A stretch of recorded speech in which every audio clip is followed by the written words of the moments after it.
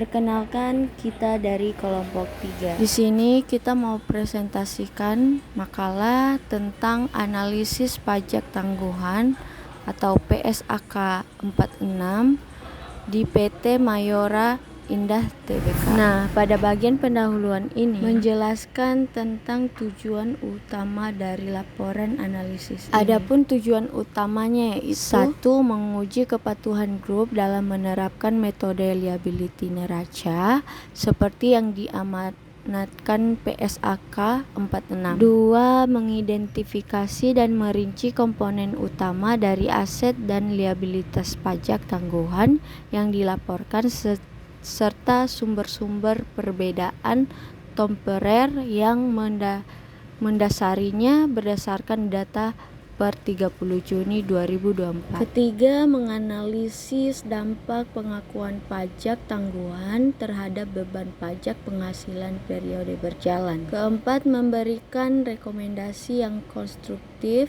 untuk meningkatkan kualitas pengungkapan dan transparansi praktik akuntansi pajak tangguhan grup sehingga dapat memberikan informasi yang lebih informatif bagi pengguna laporan keuangan.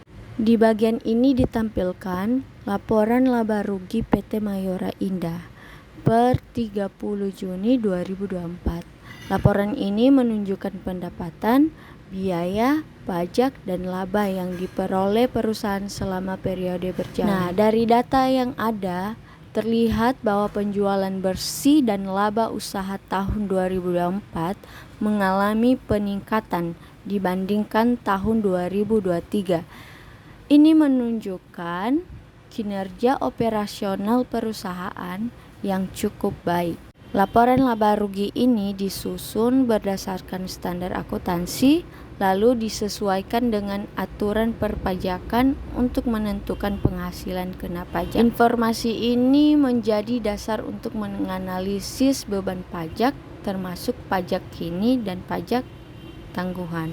Berdasarkan laporan laba rugi, pendapatan bersih PT Mayora Indah di akhir 2023 sampai 30 Juni 2024 mengalami kenaikan sekitar 1,4 triliun rupiah. Laba usaha juga naik sekitar 269 miliar rupiah yang menunjukkan peningkatan berasal dari kegiatan utama perusahaan. Nah, kita masuk di bagian bab 3, analisis. PT Mayora Indah dinilai sudah menerapkan PSAK 46 dengan cukup baik dan sesuai dengan prinsip akuntansi pajak penghasilan. Adapun prinsip-prinsip akuntansi pajak penghasilan yaitu 1. Prinsip pengakuan dan metode. Perusahaan menggunakan metode liabilitas neraca, artinya pajak tangguhan dihitung dari selisih antara nilai aset atau liabilitas di laporan keuangan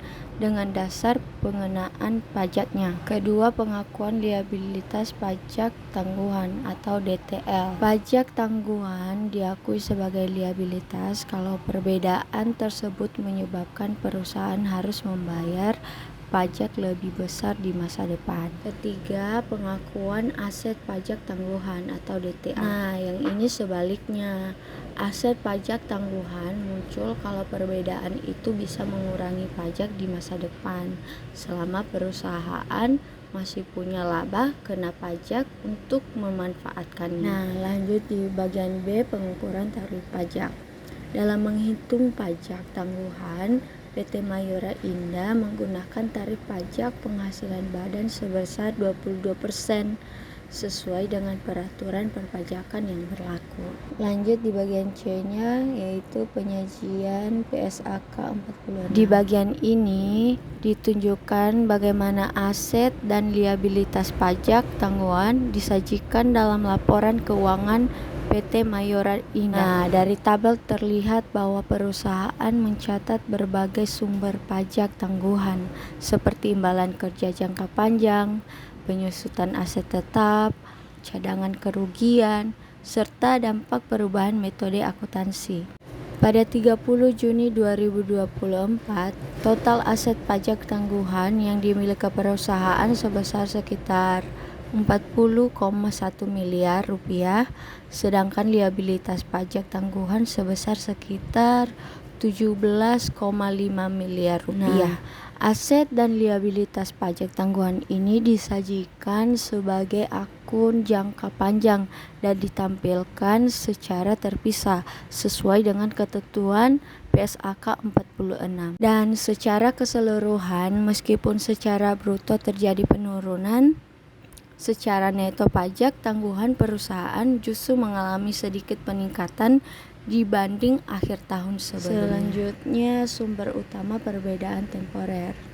Untuk aset pajak tangguhan, sumber terbesar berasal dari imbalan kerja jangka panjang sebesar 206,3 miliar. Aset pajak tangguhan ini timbul karena beban imbalan kerja diakui secara akrual dalam akuntansi, namun baru dapat dikurangkan secara fiskal saat dibayarkan. Selain itu, terdapat cadangan kerugian penurunan nilai sebesar 16,2 miliar yang diakui secara beban akuntansi tetapi belum dapat dikurangkan secara pajak. Nah, sementara itu liabilitas pajak tangguhan terutama berasal dari penyusutan aset tetap sebesar 161,7 miliar yang disebabkan oleh perbedaan metode dan masa manfaat antara akuntansi dan fisikal. Selain itu terdapat dampak perubahan metode atribusi sebesar 16 miliar yang juga menimbulkan perbedaan temporer kena pajak. Secara keseluruhan, perbedaan temporer ini mencerminkan penerapan PSAK 46 yang konsisten dalam pengakuan dan pengukuran pajak tangguhan di PT Mayora Indah. Nah, sekarang masuk pada dampak pada laporan laba rugi atau beban pajak.